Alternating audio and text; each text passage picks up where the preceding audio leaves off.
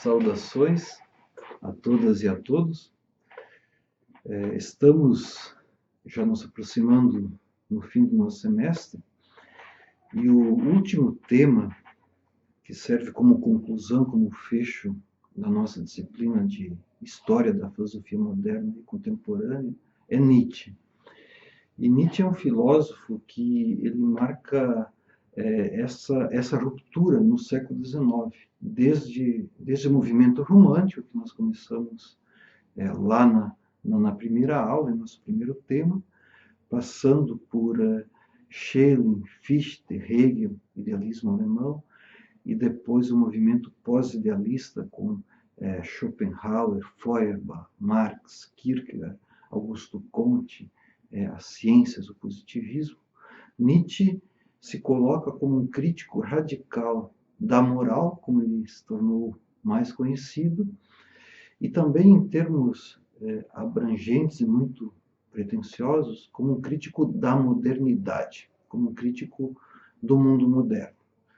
E a partir dessa postura desconstrutiva, crítica, Nietzsche projeta uma filosofia do futuro, que tem um caráter prático, que ele coloca como o projeto de criação de novos valores, que ele chama de a transvaloração.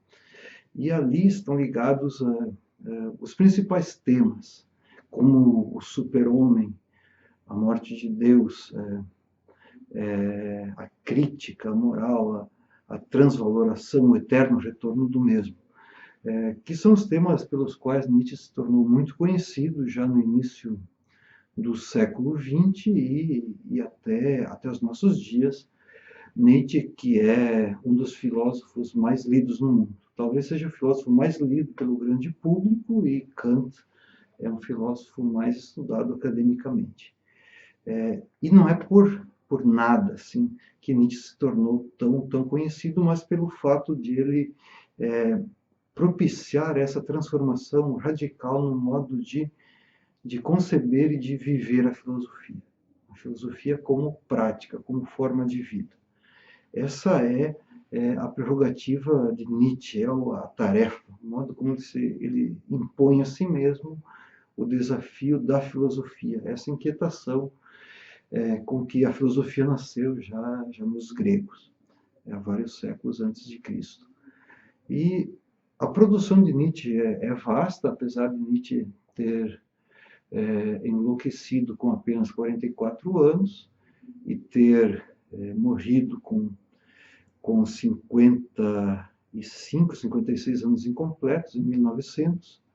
Apesar disso, teve uma produção bastante significativa e densa, principalmente nos últimos anos.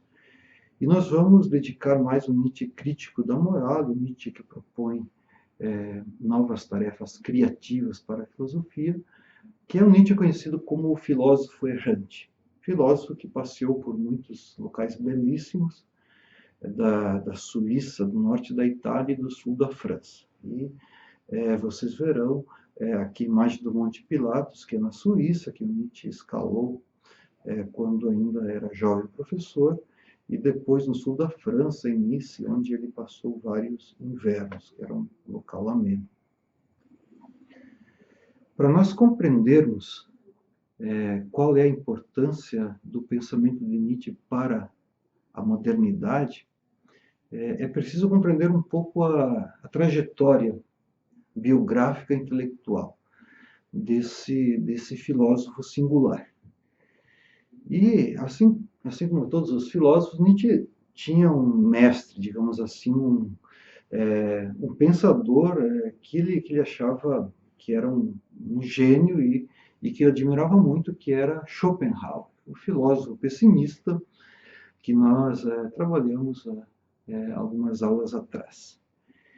E vejam bem, então, falando brevemente sobre a vida de Nietzsche. Nietzsche nasceu em 1844 na antiga Prússia, que hoje é Alemanha, né? Durante o comunismo foi a Alemanha Oriental, próximo a Leipzig. É uma região de tradição luterana, próximo onde Lutero começou a reforma protestante, próximo a Wittenberg também. E ele era filho de pai pastor protestante. Os dois avós paternos e maternos eram pastores protestantes também, então era uma família típica protestante. E Nietzsche teve a desgraça que, com apenas 5 anos, o seu pai adoeceu e logo em seguida morreu. Uma doença no cérebro, um tumor cerebral. E depois de alguns meses ele perdeu o seu irmão mais novo. Então foi uma vida, assim, uma infância triste, né, por essas duas perdas.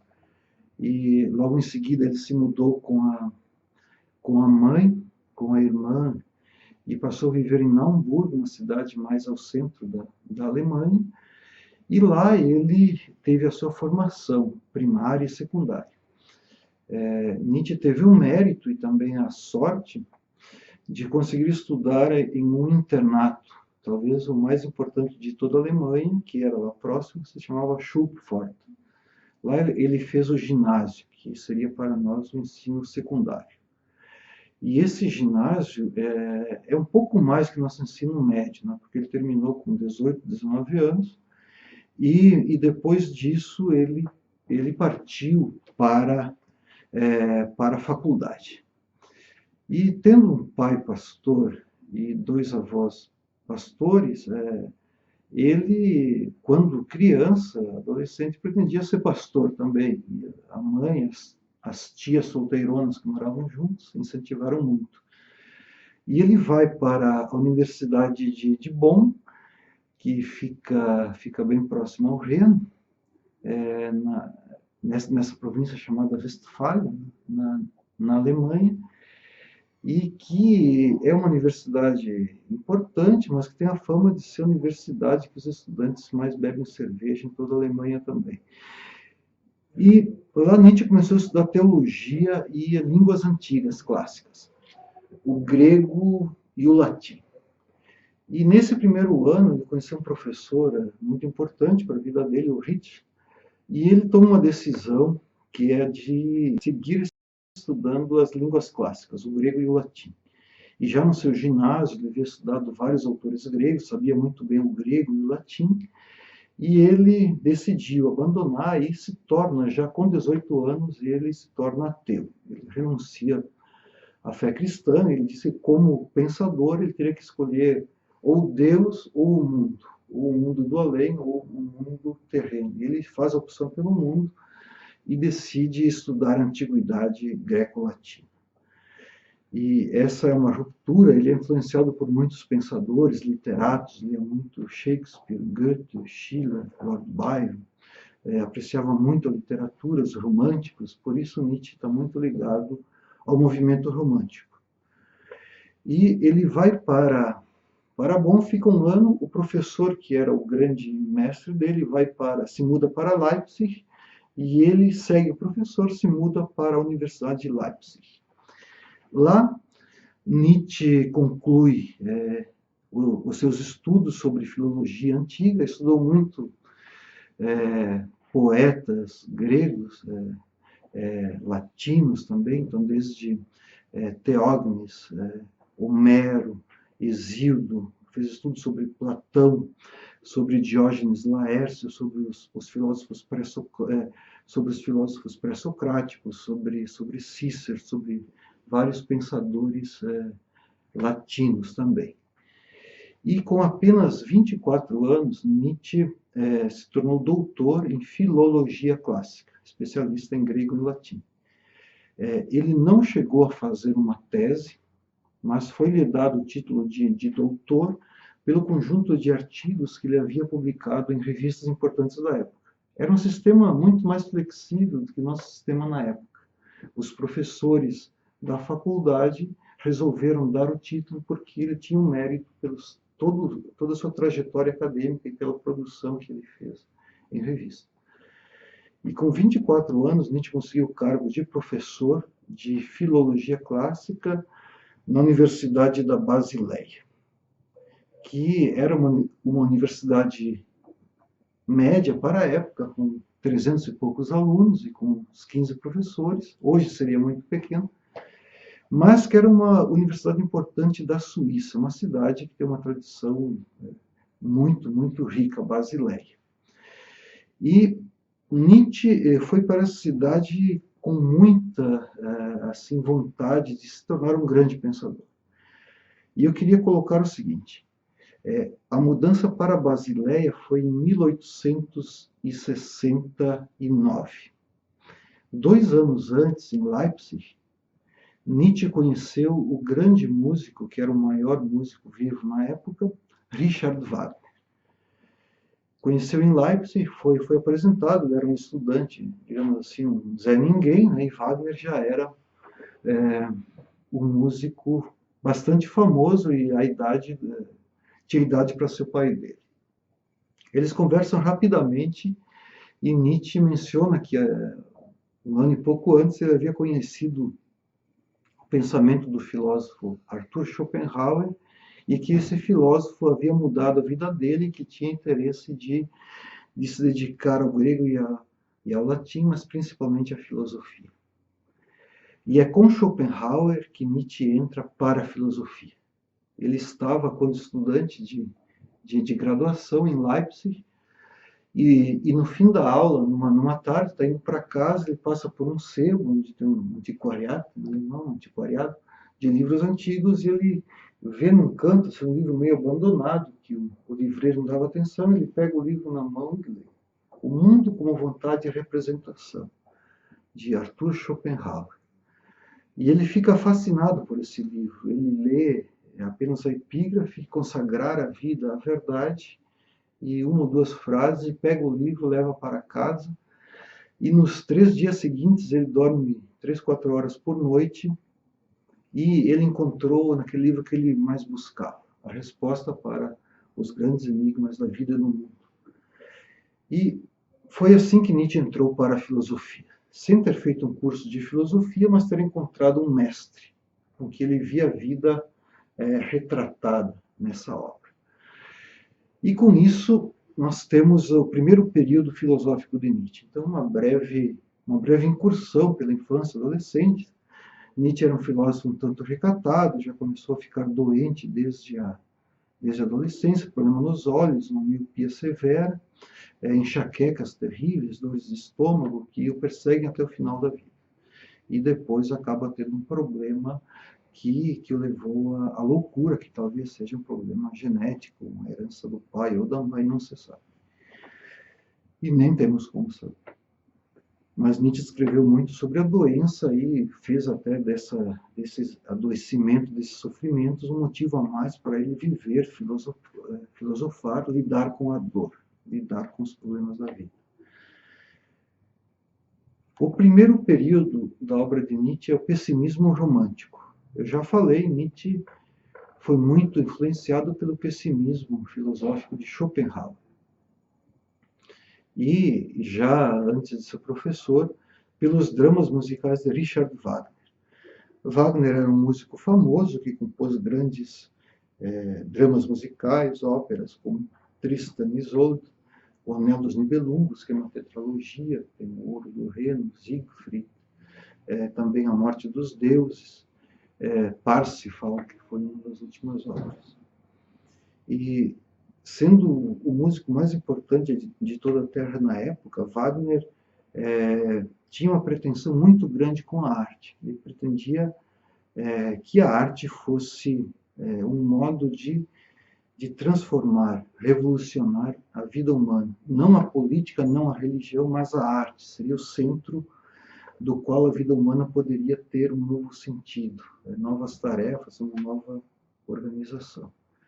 E Wagner escreveu muitos textos também, Arte e Revolução, a obra de arte total, sobre Beethoven, que admirava bastante também.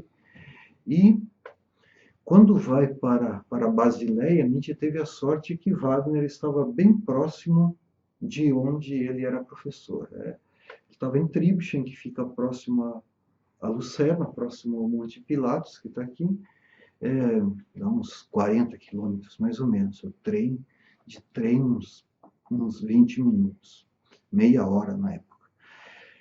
E aí Nietzsche estava muito entusiasmado, porque ele tinha uma carreira muito promissora de professor e tinha também um grande projeto estético, musical, um projeto de vida, que era um projeto filosófico também. E em torno desse projeto é que giram os escritos de Nietzsche, que são ligados à arte.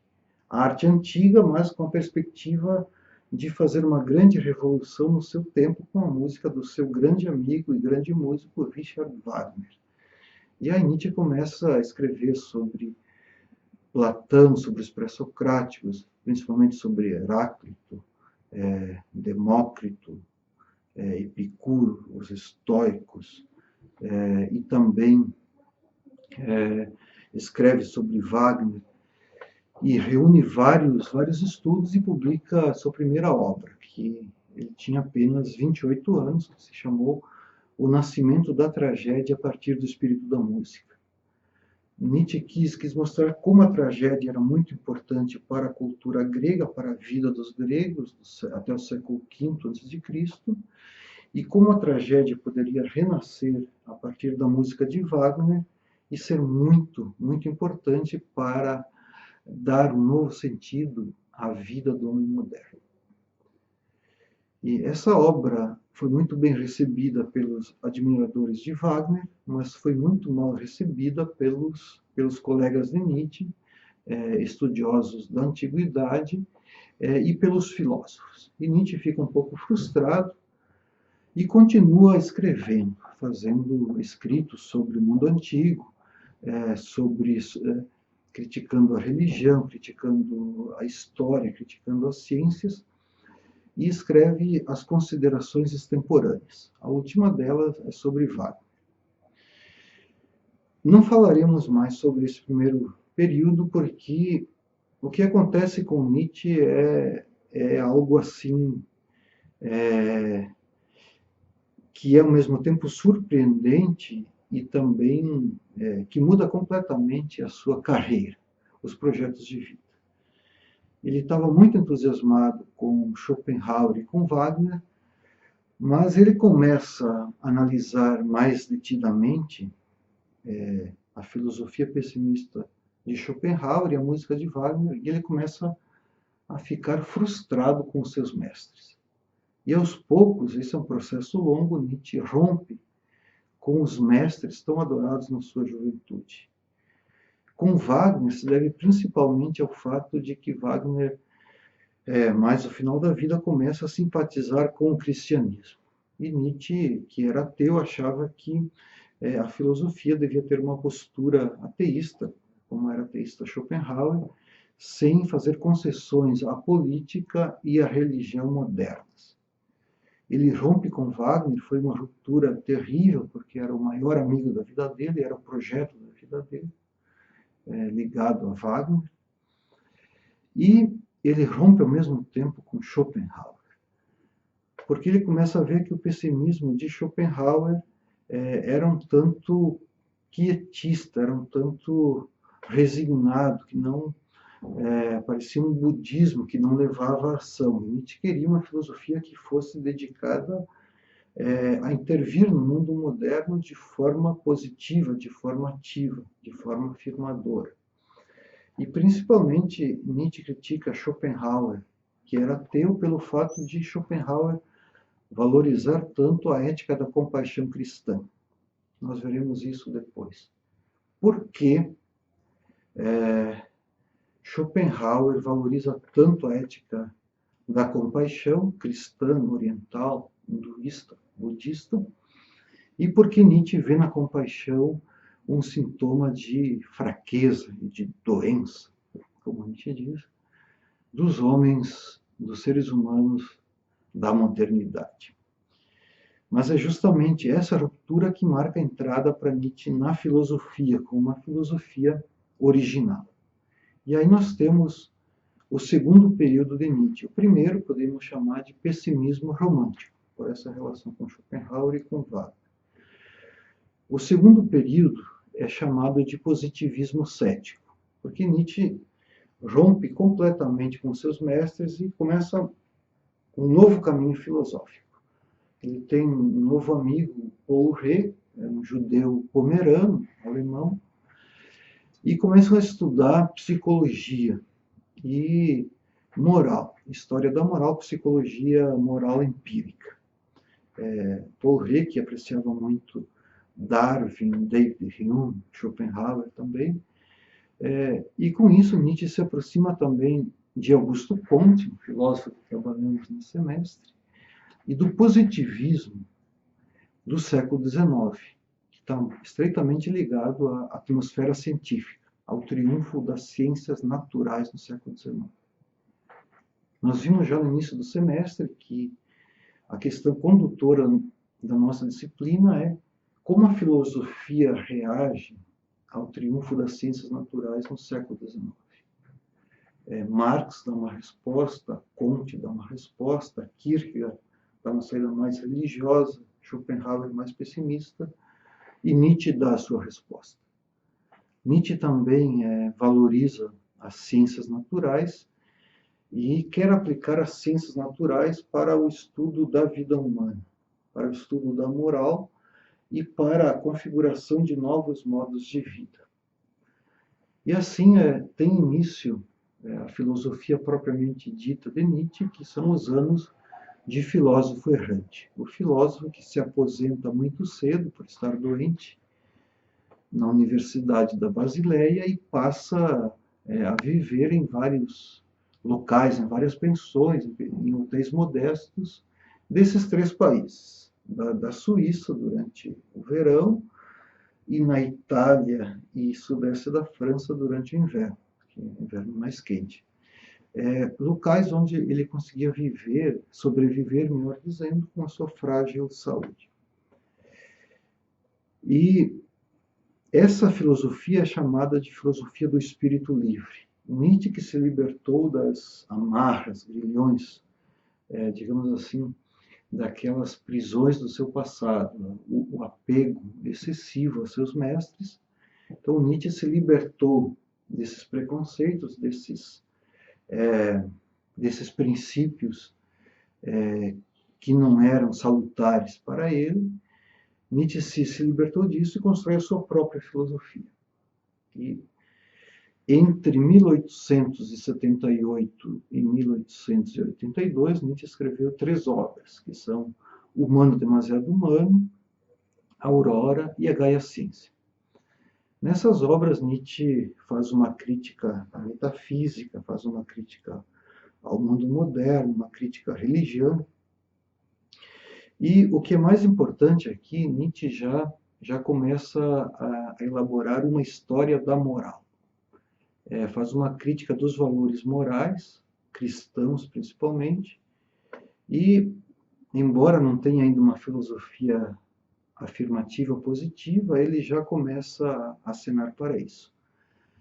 Isso vai acontecer a partir da obra Assim Falou Zaratustra, que foi escrita entre 1883 e 1885. Uma imagem que está aqui de Nice, onde Nietzsche escreveu boa parte do Zaratustra da quarta parte, mostra bem como Nietzsche fazia. Ele passeava, fazia paradas por paisagens lindíssimas, próximas ao mar, e essas paisagens inspiravam ele para a sua criação filosófica e para refletir sobre a condição do homem e do mundo moderno. Então, aí nós temos o terceiro período, a filosofia madura de Nietzsche, em que ele elabora os seus principais temas. Como eu falei, que são o além do homem, a vontade de poder, a transvaloração de todos os valores, o niilismo. E temos ali as principais obras de Nietzsche. Assim Falou Zaratustra, Além do Bem e do Mal, A Genealogia da Moral, O Crepúsculo dos Ídolos, O Anticristo, O Caso Wagner, Ecce Homo, Os Ditirambos de Dioniso, Nietzsche contra Wagner. Obras que foram escritas em um período de 5 anos. Teve uma produção muito ativa. e Nietzsche enlouquece no início de 1889, com apenas 44 anos. E nesse tempo, além de ser um filósofo errante e viver boa parte do tempo solitário, Nietzsche também fez muitas coisas que muitos de nós fazemos. Jogou na loteria, assim como Schopenhauer gostava de jogar. Nietzsche jogou uma vez ou duas só. Caminhava, fazia longas caminhadas todo dia. Foi a uma sessão espírita. Foi quase o resto da vida vegetariano, porque se comesse carne ele morreria, não por opção, apesar de ele ser contrário aos vegetarianos. Não podia tomar café, não podia tomar cerveja, mas viveu, teve uma existência rara no sentido que ele se dedicou à sua tarefa. Teve muitos amigos, brigou com boa parte deles, mas conseguiu terminar o final da vida com 2, 3 amigos fiéis. Também se apaixonou, né? Tipo, sujeito vive sozinho, mas levou teve uma grande decepção, porque o amor não foi correspondido, foi por uma jovem russa, von Salomé, e passou por uma grande crise, crise de depressão, ideias de suicídio, mas conseguiu superar, e depois dessa crise ele escreveu a sua obra mais criativa, que foi Assim Falou Zaratustra. Então, um bom modelo assim, de que não se deve se atirar à depressão, apesar de todas as situações ruins que a vida se depara. Quando publicava as obras, coisas nunca tinham leitores, as últimas obras Nietzsche tinha que bancar a publicação, tinha que pagar, porque os editores não queriam mais publicar, mas já quando havia enlouquecido, começa a ser muito lido. E no início do século XX, Nietzsche é um dos filósofos mais lidos. Durante a Primeira Guerra Mundial, Assim Falou Zaratustra é uma obra que foi uma espécie de best-seller. Milhares de soldados levaram a obra na sua mochila para ler na guerra. E na Segunda Guerra Mundial foi mais lido ainda, né? E aí, vinculado ao nazismo por sua irmã, aí teve um destino terrível. Mas Nietzsche foi um filósofo que marcou muito o século XX e depois o modo como influenciou a filosofia contemporânea. Para ter uma ideia, Heidegger, Foucault, Deleuze, Adorno, Horkheimer estão entre os principais filósofos do século XX e foram influenciados por Nietzsche.